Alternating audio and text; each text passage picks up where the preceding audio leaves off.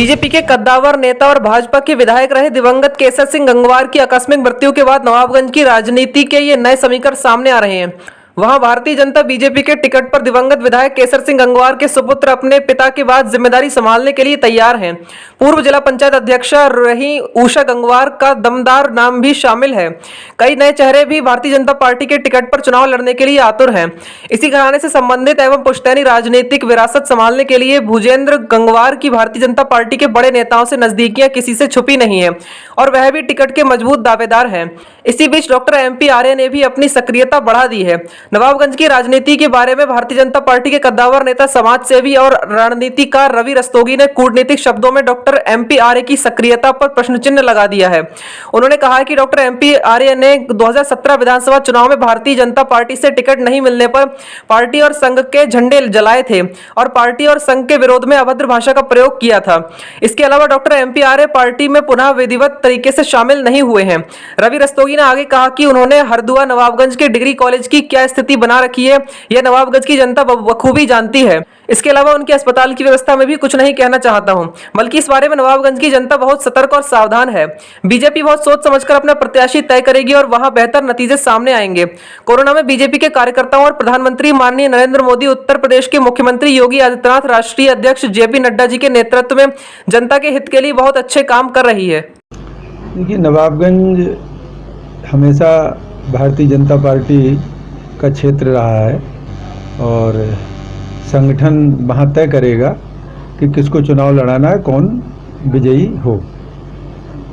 ये ठीक है कि बहुत से लोग टिकट मांग रहे हैं, तो अब ये तो समय आने पर तय होगा कि पार्टी किसको प्रत्याशी बनाती है और कौन चुनाव लड़ेगा। डॉक्टर MP आर्य साहब अभी जहाँ तक मैं समझता हूँ कि पुनः पार्टी में शामिल भी नहीं हुए हैं और ये बात भी बिल्कुल ठीक है। जब पिछली बार इनका टिकट कटा था तो उन्होंने भारतीय जनता पार्टी और संघ के झंडों को इन्होंने जलाने और फेंकने का काम किया था और भारतीय जनता पार्टी के लिए अभद्र भाषा का भी प्रयोग किया था। तो ऐसी स्थिति में अभी वो कहाँ खड़े हैं इस बारे में कोई टिप्पणी नहीं की जा सकती। इसके अलावा डॉक्टर MP आर्य जी ने जो आदर्श महाविद्यालय हरदुआ नवाबगंज है उसकी क्या स्थिति बनाए रखी है, अस्पताल के बारे में लोग उनके क्या टिप्पणी करते हैं, इस बारे में मैं अपनी तरफ से कोई टिप्पणी नहीं करना चाहता और नवाबगंज की जनता इन सब चीज़ों को लेके उनके प्रति बहुत सावधान और सतर्क है। राजनीतिक भविष्य भारतीय जनता पार्टी का ही अच्छा रहेगा। नवाबगंज में पार्टी बहुत सोच समझ के ही प्रत्याशी घोषित करेगी।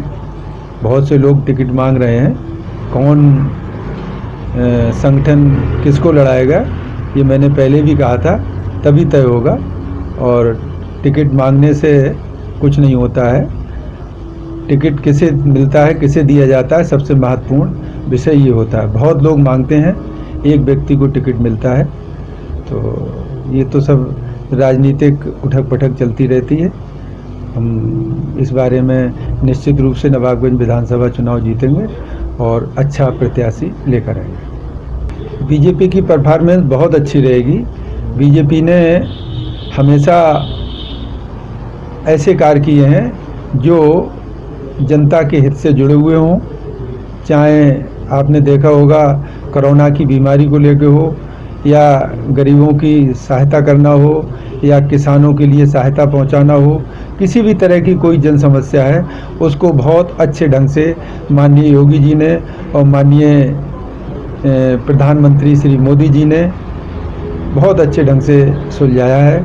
हमारे प्रदेश अध्यक्ष माननीय स्वतंत्र देव जी और राष्ट्रीय अध्यक्ष JP नड्डा जी के नेतृत्व में संगठन बहुत अच्छा काम कर रहा है। दोनों सरकारें भी इस तरह से काम कर रही हैं कि हम जनता में अच्छा काम करें और जनता के हित और भलाई के सारे कार्य करें। बीजेपी एक राष्ट्रीय पार्टी है और ये विपक्षी लोग बदनाम करने के लिए कुछ भी कहें, लेकिन हमेशा भारतीय जनता पार्टी ने जाति और धर्म से ऊपर उठकर समस्याओं का निराकरण किया है और वही राजनीति की है।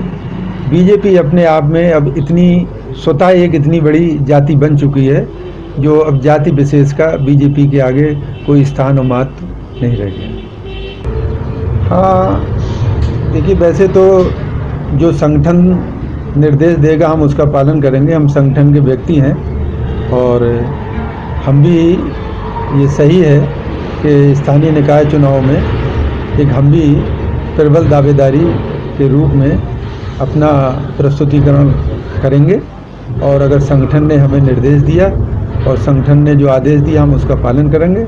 अगर संगठन हमारे पर विचार करती है, हमें प्रत्याशी बनाती है, तो निश्चित रूप से हम लड़ेंगे और चुनाव जीतेंगे।